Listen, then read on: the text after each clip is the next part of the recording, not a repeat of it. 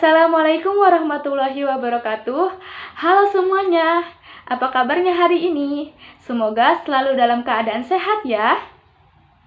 Yang terhormat Bapak Dr. Budi Manfaat MSI selaku dosen pengampu mata kuliah teori peluang dan teman-teman yang saya banggakan. Pertama-tama marilah kita ucapkan puji syukur atas kehadiran Tuhan Yang Maha Esa yang mana telah memberikan kita nikmat iman, nikmat sehat, sehingga kita dapat berdiskusi online pada hari ini. Salawat beserta salam semoga tetap tercurah limpahkan kepada junjungan kita Habibana wa Nabiyana Muhammad SAW, kepada keluarganya, kepada sahabatnya, dan kita selaku umatnya sampai akhir zaman. Amin amin ya robbal alamin. Sebelumnya, perkenalkan terlebih dahulu, saya Christina Pina Amelia selaku moderator pada kesempatan hari ini. Kami dari kelompok 7 kelas 4A akan menjelaskan mengenai distribusi normal.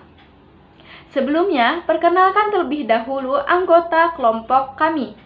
Yang pertama, Vina Lutfiani Tohari dengan nomor induk mahasiswa 190810510. Selanjutnya adalah Sohipah dengan nomor induk mahasiswa 19081050023. Lalu Endah Tri Lestari dengan nomor induk mahasiswa 19081050026. Selanjutnya adalah Christina Pina Amelia dengan nomor induk mahasiswa 19081050031.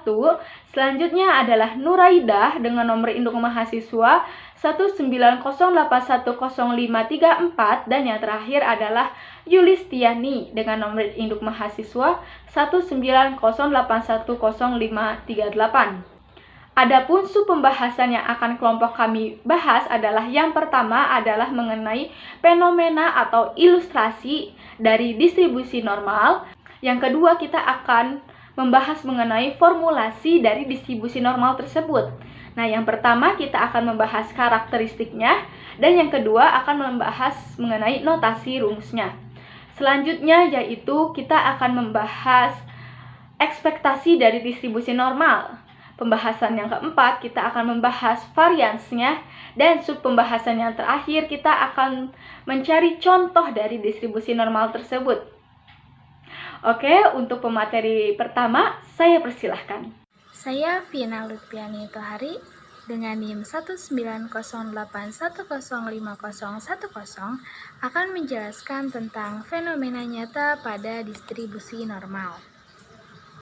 Dalam teori distribusi peluang atau probabilitas, distribusi normal menempati posisi penting pada berbagai analisis statistika. Jenis distribusi ini juga sering digunakan sebagai acuan untuk menghitung beberapa fenomena yang sering kita temui dalam kehidupan sehari-hari. Penghitungan tekanan darah, tinggi badan, penghitungan kesalahan, penjabaran nilai IQ, itu merupakan beberapa kasus yang menggunakan distribusi normal sebagai acuan utamanya. Jika di sebuah sekolah, katakanlah SMP Tadika Mesra, terdapat salah satu seorang pendidik, bisa kita sebut dengan Ibu Mawar. Ibu Mawar diperintah untuk mendistribusikan nilai peserta didik ke dalam sejumlah kategori tuntas pada suatu tes yang telah ditentukan persentase proporsinya. Biasanya, bentuk distribusi yang digunakan yaitu menggunakan distribusi normal, di mana persentase yang setara kecilnya ditempatkan di sisi kanan, atau yang merupakan nilai terbaik, dan di sisi kirinya merupakan nilai yang kurang baik. Sedangkan persentase yang lebih besar ditempatkan di bagian tengah atau di antara kedua sisi tersebut. Sebagai contoh, proporsi yang digunakan misalnya istimewa bernilai 10%, memuaskan bernilai 20%, berprestasi bagus bernilai 40%, perlu peningkatan bernilai 20%, dan tidak memuaskan bernilai 10%. Adapun asumsi yang digunakan untuk metode ini bahwa secara statistik tingkat ketuntasan peserta didik terdistribusi mengikuti pola kurva normal. Ilustrasinya bisa teman-teman lihat di layar. Fenomena lainnya, jika kita kaitkan dengan kehidupan kita dalam keimanan kita, bahwa skenario Tuhan yang Maha Kuasa yang telah menciptakan alam semesta ini dengan seisinya yang sangat luar biasa. Penciptaan dengan aturan yang sangat mengesankan, antara aturan yang satu dengan yang lainnya saling harmoni dan tidak bertentangan. Ketidakbertentangannya aturan yang satu dengan aturan yang lainnya ini menunjukkan bahwa Sang Pencipta, penguasa kehidupan ini adalah Esa. Salah satu aturan yang dibuatnya adalah tentang data atribut atau karakter makhluknya, seperti ada makhluk yang kaya dalam segi ekonominya, ada makhluk yang cukup dalam segi ekonominya, ada orang yang selalu berbuat baik, ada juga orang yang belum baik, dan lain sebagainya. Perbedaan karakter makhluk ini akan membentuk sebuah pola menyerupai kurva normal. Contoh lainnya pula, misalnya tentang IQ, tinggi badan, dan yang lainnya. Setelah diukur atas sejumlah sampel, menunjukkan bahwa yang nilainya sangat tinggi ataupun sangat rendah, jumlahnya sedikit. Yang paling banyak adalah yang mendekati atau sama dengan rata-ratanya. Kesimpulannya, jika digambarkan, histogramnya akan menyerupai kurva normal atau disebut juga dengan genta terbalik. Dari fenomena tersebut dapat kita simpulkan bahwa distribusi normal merupakan sebuah fungsi probabilitas yang menunjukkan distribusi atau penyebaran suatu variabel. Fungsi tersebut umumnya dibuktikan oleh sebuah grafik simetris yang disebut dengan kurva lonceng. Saat menandakan distribusi yang merata, kurva akan memuncak di bagian tengah dan melandai di kedua sisinya dengan nilai yang serata atau setara. Teori distribusi ini dikenal pula dengan teori distribusi Gauss. Istilah tersebut mengacu pada Karl Friedrich Gauss, seorang matematikawan asal Jerman yang mengembangkan teori distribusi berisi fungsi eksponensial dua parameter pada periode 1794 sampai 1809. Meski demikian, teori yang menjadi awal cikal bakal fungsi distribusi ini mulai dikembangkan oleh Abraham de Moivre pada tahun 1733.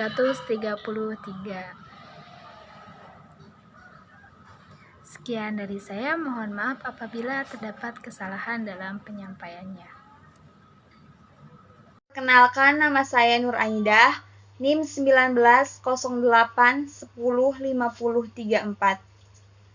Sebelumnya saya ucapkan terima kasih kepada moderator yang telah mempersilahkan saya untuk menjelaskan materi tentang karakteristik distribusi normal. Nah, untuk karakteristik distribusi normal, yang pertama yaitu Nah, teori distribusi ini memiliki mean, median, dan modus yang sama. Nah, oleh karena itu, distribusi ini sering disebut dengan unimodal. Yang kedua, kurva distribusi selalu bersifat simetris dengan bentuk lonceng, atau sering disebut juga dengan bell curve. Nah, untuk titik puncak kurva adalah nilai rata-rata atau sering disebut juga dengan nilai mean. Nah, nilai ini berada tepat di tengah kurva, sedangkan data distribusi terletak di sekitar garis lurus yang ditarik ke bawah dari titik tengah tersebut. Yang ketiga, mean atau nilai rata-rata dan nilai standar deviasi akan menentukan bentuk dan lokasi distribusi. Yang keempat, jumlah luas daerah di bawah kurva normalnya bernilai 1, yakni setengah dari sisi kiri dan setengah lagi di sisi kanan. Hal ini juga berlaku untuk seluruh distribusi probabilitas kontinu. Nah, untuk karakteristik yang kelima, yaitu dalam kurva distribusi dapat disimpulkan bahwa jika setengah data populasi akan memiliki nilai yang kurang dari angka rata-rata, maka sebagian lagi memiliki nilai yang lebih besar. Nah, yang terakhir dari karakteristik distribusi normal yaitu masing-masing ekor kurva di kedua sisi memanjang tak terbatas. Nah, jadi dalam beberapa kasus perhitungan distribusi, ekor kurva bahkan bisa memotong sumbu horizontal. Nah, sekian penjelasan dari saya. Saya Christina Pina Amelia dengan nomor induk mahasiswa 190810531 akan menjelaskan mengenai notasi distribusi normal. Yuk kita simak bersama-sama. Rekan saya telah menerangkan mengenai karakteristik dari distribusi normal. Kita telah mengetahui karakteristik dari distribusi normal. Namun, kita belum mengetahui notasi dari distribusi normal tersebut. Dan dari manakah notasi distribusi normal tersebut didapatkan? Untuk itu, yuk kita pelajari bersama-sama.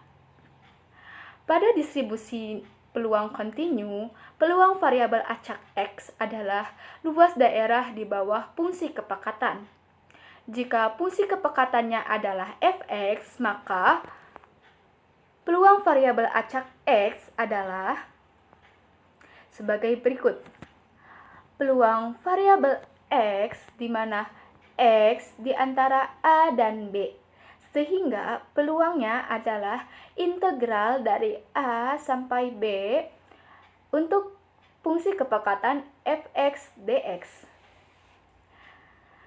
Jika grafik fungsi kepekatan berbentuk kurva genta atau kurva yang simetris, atau kita pernah melihat kurva yang bentuknya seperti ini. Nah, ini dinamakan kurva Bell dengan variabel acaknya kontinu normal, maka ini disebut dengan distribusi normal.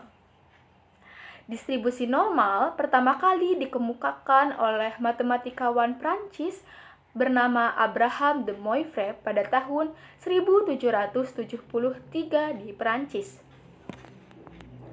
Abraham de Moivre memperkenalkan fungsi kepekatan kurva dengan variabel acak normal X dengan rata-rata atau mu dan varians atau sigma kuadrat dengan rumus sebagai berikut, di mana fx sama dengan 1 per sigma akar 2 V dikali I pangkat min 1 per 2 dalam kurung X min mu per sigma kuadrat,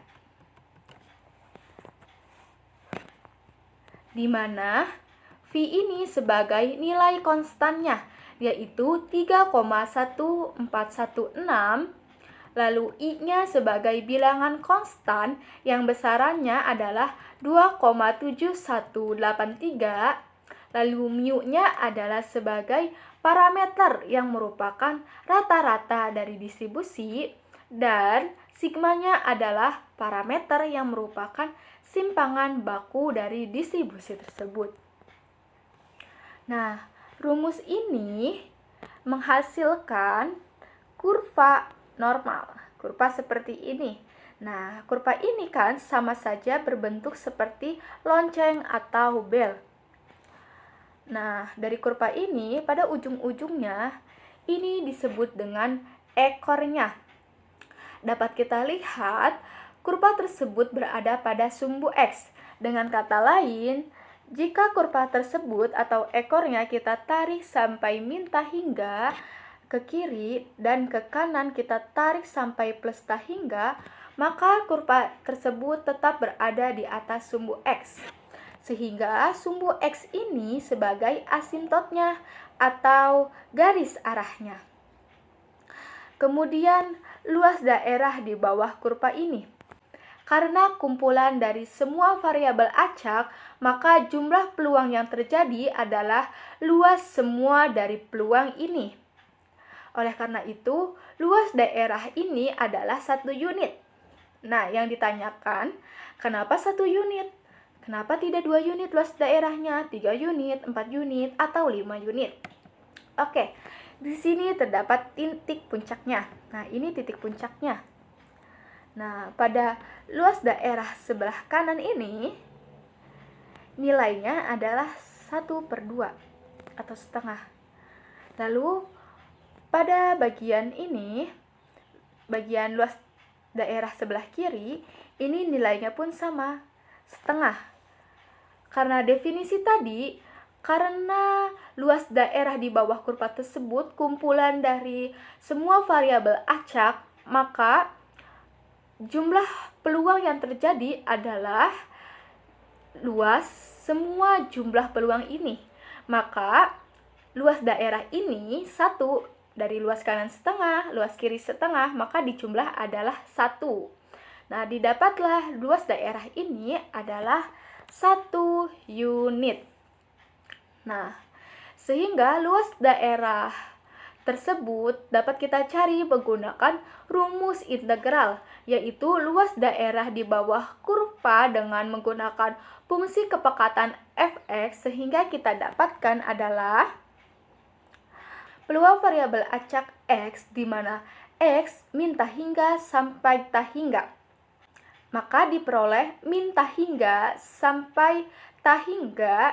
Nah, dari rumus ini, yang rumus telah kita dapatkan, kita masukkan ke integral ini, yaitu integral min tahingga sampai tahingga dikali 1 per sigma akar 2V dikali I pangkat min 1/2 dalam kurung X min mu per sigma kuadrat dx. Selanjutnya kita perhatikan kurva berikut ini. Di sini terdapat kurva fx yang berdistribusi normal yang dikemukakan oleh Abraham de Moivre. Di sini terdapat luas daerah yang diarsir dengan interval x1 sampai x2. Sehingga luas daerah tersebut dapat kita cari menggunakan rumus integral. Sehingga rumusnya yaitu sebagai berikut. Integral X1 sampai X2. Nah, X1 sampai X2 karena luas daerahnya itu dari X1 sampai X2. Lalu kita masukkan rumus dari Abraham de Moivre ini, yaitu 1 per sigma akar 2V kali I pangkat 1/2 dalam kurung X min mu per sigma kuadrat dx.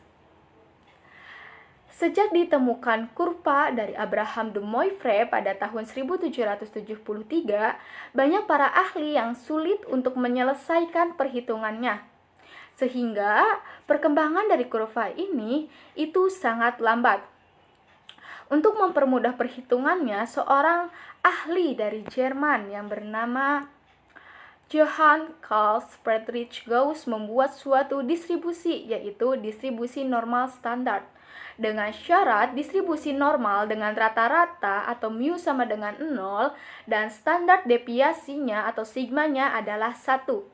Sehingga rumus dari Abraham de Moivre ini kita rubah. Kita lebih sederhanakan lagi, yaitu sigmanya kita rubah menjadi 1. Nah, sehingga diperoleh 1/2V. Nah, lalu mu-nya kita rubah menjadi 0. Nah, kita mu berubah jadi 0. X dikurangi 0, X min 1. Sigmanya kita rubah jadi 1. Nah, dikuadratkan sehingga rumus dari Abraham de Moivre ini dirubah oleh Gauss menjadi sederhana seperti ini jadinya, yaitu fx sama dengan 1/2V dikali I pangkat min 1/2 X kuadrat. Nah, sehingga pada luas daerah ini kita dapat menghitungnya. Nah, rumusnya itu menjadi lebih sederhana lagi. Yang awalnya seperti ini yang cukup sulit untuk kita hitung, sekarang lebih sederhana kita dapat menghitungnya. Nah, kita dapat menghitungnya apabila nilai X1 dan X2-nya itu kita ketahui. Proses penyerahan rumus dari Gauss ini yang lebih sederhana menyebabkan proses standarisasi variabel acak X ke Z dengan menggunakan rumus transformasi. Sehingga didapat rumusnya adalah Z sama dengan X min mu per sigma. Nah, atau kita bisa katakan Z sama dengan variabel acak X means rata-rata per standar deviasi. Nah, oleh karena itu, kurva pada ini ditransformasikan menjadi kurva ini. Kurva terbaru yang disebut dengan distribusi normal Z. Karena dari X berubah ke Z, nah, yang tadinya mu berubah menjadi Z, yang tadinya X1 berubah menjadi Z1, yang tadinya X2 berubah menjadi Z2. Nah, tabel transformasi X ke Z ini disebut tabel distribusi normal Z. Nah, seorang ahli Johann Carl Friedrich Gauss atau kita sering sebut dengan Gauss ini akhirnya berhasil mengembangkan distribusi normal yang banyak digunakan dalam statistika. Perkenalkan, nama saya Endah Tri Lestari dengan nomor induk mahasiswa 19081050026. Saya akan melanjutkan pembahasan mengenai ekspektasi matematika. Ekspektasi matematika atau nilai harapan atau disebut juga rata-rata adalah satu konsep yang penting dalam teori dasar statistika.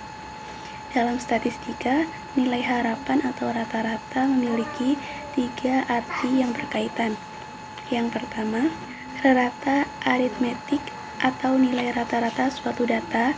Yang kedua, nilai harapan dari suatu peubah acak. Yang ketiga, ukuran pemusatan dari suatu sebaran probabilitas.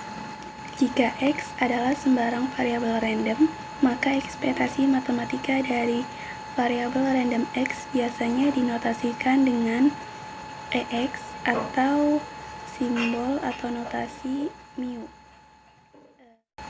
Suatu variabel random X dinyatakan berdistribusi normal jika dan hanya jika distribusi probabilitasnya dinyatakan oleh fungsi identitas berikut.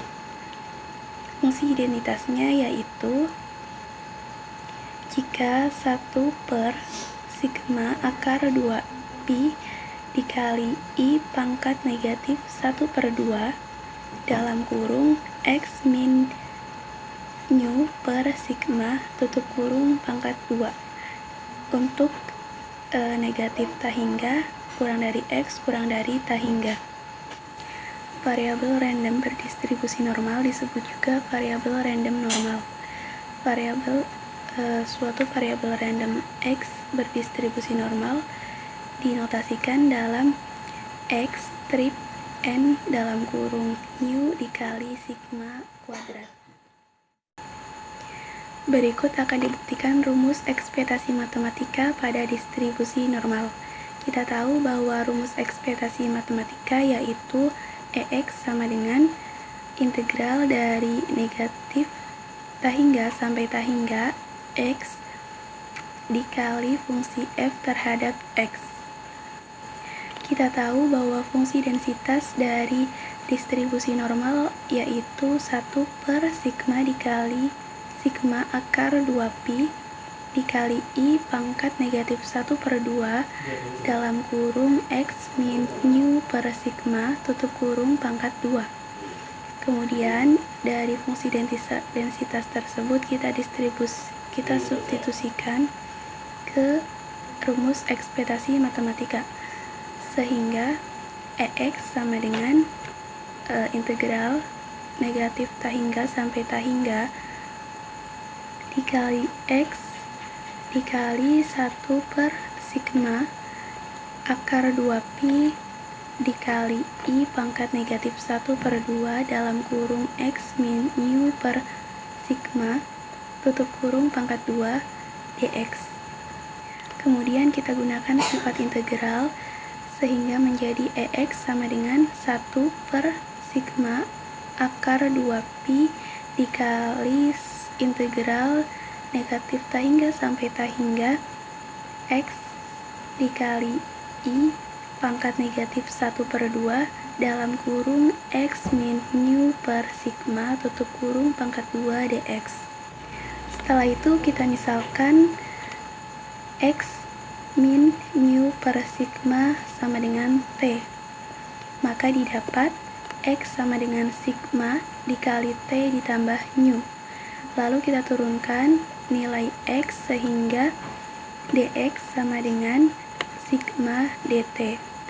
Dan X kuadrat sama dengan dalam kurung sigma T ditambah nu tutup kurung pangkat 2. Atau X pangkat 2 sama dengan sigma kuadrat dikali T kuadrat ditambah 2 sigma nu kali T ditambah nu kuadrat. Dari pemisalan tersebut kita mendapatkan EX sama dengan 1 per sigma akar 2pi dikali integral negatif tahingga sampai tahingga dalam kurung sigma T ditambah nu dikali I pangkat negatif 1 per 2 T kuadrat dikali sigma dt. Kemudian kita jabarkan kembali sehingga mendapatkan EX sama dengan sigma per akar 2pi integral negatif tahingga sampai tahingga T dikali I pangkat negatif 1 per 2T kuadrat ditambah nu per akar 2pi integral negatif tahingga sampai tahingga E pangkat negatif 1 per 2 T kuadrat dt sama dengan sigma per akar 2pi integral negatif tahingga sampai tahingga T dikali I pangkat negatif 1 per 2 T kuadrat dt ditambah nu. Kemudian kita misalkan kembali 1 per 2 T kuadrat sama dengan Z, sehingga kita dapatkan T dt sama dengan dz. Maka EX sama dengan sigma per akar 2pi integral negatif tahingga sampai tahingga E pangkat negatif Z dz ditambah nu. Kemudian kita hitung hasil dari integral tentu tersebut, yaitu EX sama dengan sigma per akar 2pi dikali I pangkat negatif Z Z dengan batas bawah negatif tak hingga dan batas atas tak hingga itu menghasilkan 0. Sehingga EX sama dengan 0 ditambah nu. Maka EX sama dengan nu. Nah, jadi terbukti bahwa rumus ekspektasi matematika pada distribusi normal yaitu EX sama dengan nu. Saya Sohifah. Di sini saya akan menjelaskan tentang varians. Dalam teori probabilitas dan statistika, varians atau ragam dari suatu peubah acak merupakan ukuran seberapa jauh sebuah kumpulan bilangan tersebar. Nah, jika semua nilainya sama atau tidak beragam, maka disebut dengan varians 0. Varians ini nilainya selalu positif. Nah, untuk mendapatkan varians, kita perlu mencari nilai harapan atau X kuadrat terlebih dahulu. Nah, nilai harapan atau X kuadrat dirumuskan sebagai EX kuadrat sama dengan integral dari negatif tak hingga sampai tak hingga X kuadrat dikali Fx dx. Nah, dari Fx-nya kita ubah menjadi 1 per akar 2pi sigma E pangkat setengah dikali X dikurangi mu per sigma kuadrat. Sehingga menjadi EX kuadrat sama dengan integral dari negatif tak hingga sampai tak hingga X kuadrat 1 per akar 2pi dikali sigma dikali I pangkat negatif setengah dikali X per mu per sigma X dikurangi mu per sigma kuadrat dx.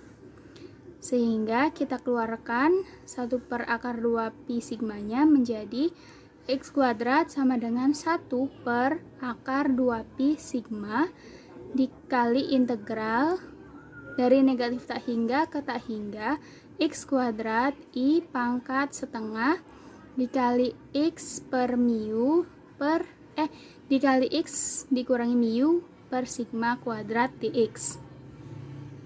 Nah, kemudian X dikurangi mu per sigma kita misalkan menjadi T. Maka nilai X-nya sama dengan sigma dikali T ditambah mu. Kemudian diturunkan menjadi dx sama dengan sigma dt.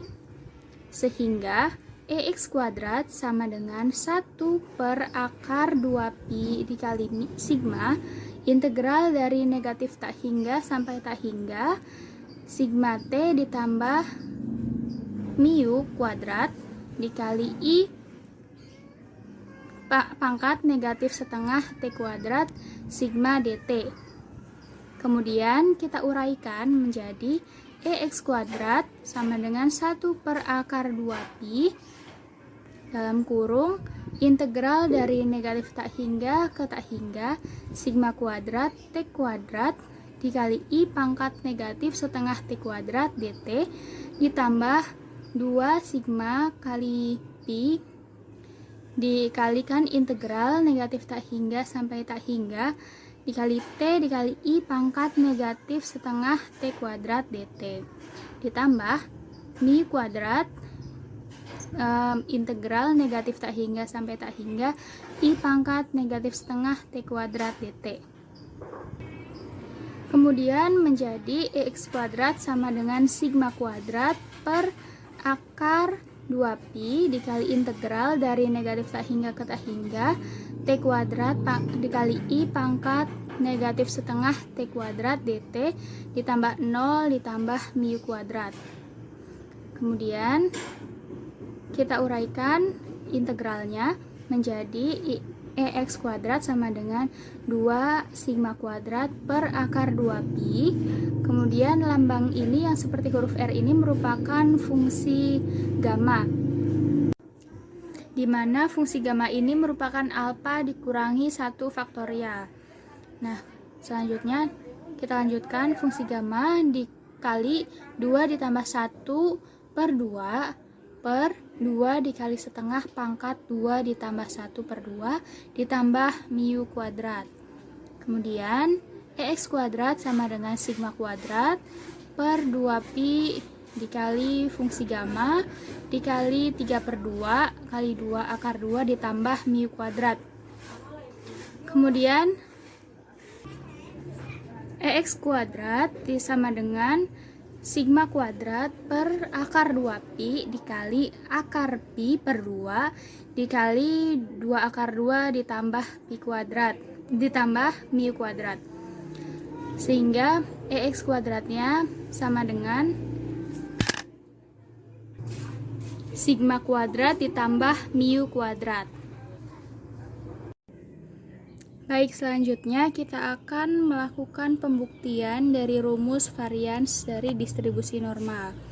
Nah, varians pada distribusi normal dirumuskan dengan var X sama dengan sigma kuadrat atau sama dengan E dikali X dikurangi mu kuadrat. Nah, pembuktiannya kita gunakan rumus E X dikurangi mu kuadrat. Kemudian kita uraikan menjadi E dalam kurung X kuadrat dikurangi 2xe dikali X ditambah EX dikuadratkan, tutup kurung. Kemudian E yang di sini, yang di luar kurung, kita kalikan sehingga diuraikan menjadi EX kuadrat dikurangi 2e dikali X dikali E dikali X ditambah EX kuadrat. Nah, kemudian kita akan mengganti nilai EX menjadi mu dan nilai EX kuadrat yang pertama ini menjadi sigma kuadrat ditambah mu kuadrat. Nah, nilai ini kita dapatkan dari nilai harapan yang sebelumnya, yaitu EX kuadrat sama dengan sigma kuadrat ditambah mu kuadrat. Dan yang EX ini kita ganti menggunakan mu dari nilai min atau ekspektasi matematika yang pertama. Nah, kemudian menjadi E dikali X dikurangi mu kuadrat sama dengan sigma kuadrat ditambah mu kuadrat dikurangi 2 dikali mu ditambah mu kuadrat. Kemudian menjadi sigma kuadrat ditambah 2 mu kuadrat. 2 mu kuadrat ini dihasilkan dari mu kuadrat ditambah mu kuadrat.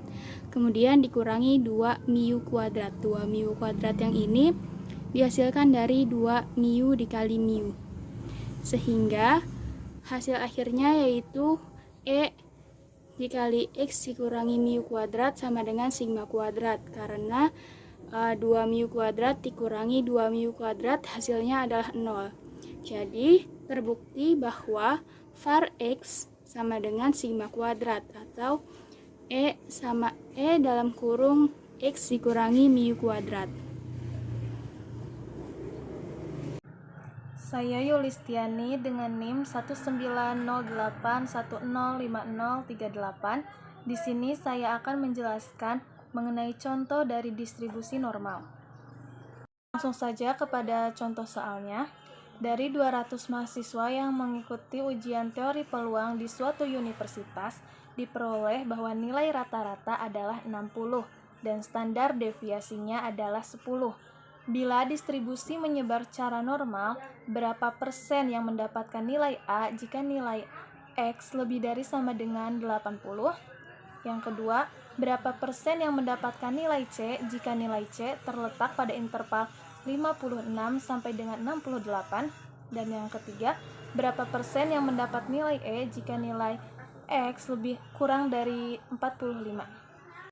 Dari soal tersebut diketahui X sama dengan nilai ujian teori peluang untuk N atau sampel itu sama dengan 200, untuk mu atau rata-rata sama dengan 60, untuk sigma atau standar deviasinya yaitu 10. Distribusi dari X tersebut dia menyebar secara normal, jadi bisa kita rubah menjadi distribusi standarisasi dari X tersebut. Langsung saja untuk mencari yang nilai A. Berapa persen yang mendapatkan nilai A jika nilai X lebih dari atau sama dengan 80? Yang pertama, kita akan menghitung persentase yang memperoleh nilai A. Dengan pendekatan distribusi normal, maka probabilitas X dengan ketentuan lebih dari atau sama dengan 80. kita standarisasi X menjadi Z, yaitu dengan cara nilai X diganti dengan X min mu per sigma. Kita juga perlakukan yang sama terhadap 80 dikurangi mu, mu-nya 60, lalu dibagi simpangan baku sebesar 10. Hasilnya yaitu 2. Jadi pendekatan atau standarisasi dari probabilitas X lebih dari sama dengan 80 bisa didekati dengan menggunakan Z lebih dari sama dengan 2. Nilai Z lebih dari sama dengan 2 kalau kita lihat probabilitasnya harus menggunakan tabel distribusi normal standar Z. Lebih tepatnya kita menggunakan yang kumulatif. Kalau kita melihat gambar ini, yang diarsir yang nilainya lebih dari 2. Jadi untuk menghitung probabilitas Z lebih dari sama dengan 2 adalah 1 atau keseluruhan dikurangi probabilitas yang tidak diarsir. Untuk mencari nilai 2, kita lihat tabel ini. Dan ketemu nilainya adalah 0,9772. Jadi 1 dikurangi 0,9772 sama dengan 0,0228. Jadi sekitar 2,28% mahasiswa yang mendapatkan nilai A. Untuk yang B ini, yang ditanyakan adalah probabilitas yang mendapatkan nilai C, di mana nilai C itu terletak antara 56 sampai dengan 68. Sama seperti nomor 1, kita rubah dia menjadi standar baku. Kita ganti X menjadi Z, caranya sama dengan yang pertama. Begitu juga kita rubah batas kiri dan batas kanannya. Setelah dirubah, maka diperoleh nilai probabilitas min 0,4 kurang dari sama dengan X kurang dari sama dengan 0,8. Nah, kalau kita lihat gambar, dia yang diarsir yaitu batasnya dari negatif 0,4 sampai dengan 0,8. Untuk gambarnya bisa dilihat. Untuk cara perhitungannya adalah kita ambil selisihnya. Ambil yang paling tinggi yaitu probabilitas Z kurang dari sama dengan 0,8, lalu dikurangi probabilitas Z kurang dari sama dengan min 0,4. Sekarang lihat di tabel. Untuk 0,8 itu nilainya 0,7881 dan untuk min 0,4 itu nilainya 0,3446. Jadi Z kurang dari sama dengan 0,8 dikurangi Z kurang dari sama dengan min 0,4 adalah 0,7881 dikurangi 0,3446 sama dengan 0,335. Jadi sekitar 33,35% mahasiswa mendapatkan nilai C. Nah, untuk yang terakhir yaitu kita mencari persentase yang memperoleh nilai E. Berarti kita akan menghitung probabilitas X kurang dari 45. Kita lakukan hal yang sama. Kita ubah dulu menjadi standar baku seperti poin A dan B, sehingga diperoleh probabilitas Z kurang dari min 1,5. Kalau lihat dari tabel, min 1,5 itu nilainya 0,0668. Jadi sekitar 6,68% mahasiswa mendapatkan nilai E. Untuk gambarnya bisa dilihat. Mungkin hanya itu yang dapat saya sampaikan. Kurang dan lebihnya saya mohon maaf. Terima kasih. Terima kasih kepada rekan-rekan yang telah mempresentasikan materinya. Semoga materi yang telah kita presentasikan mudah dipahami dan dimengerti. Mohon maaf apabila dari kelompok kami masih terdapat kekurangan. Kami dari kelompok 7 izin undur diri. Stay safe, stay healthy, and stay at home. Wassalamualaikum warahmatullahi wabarakatuh.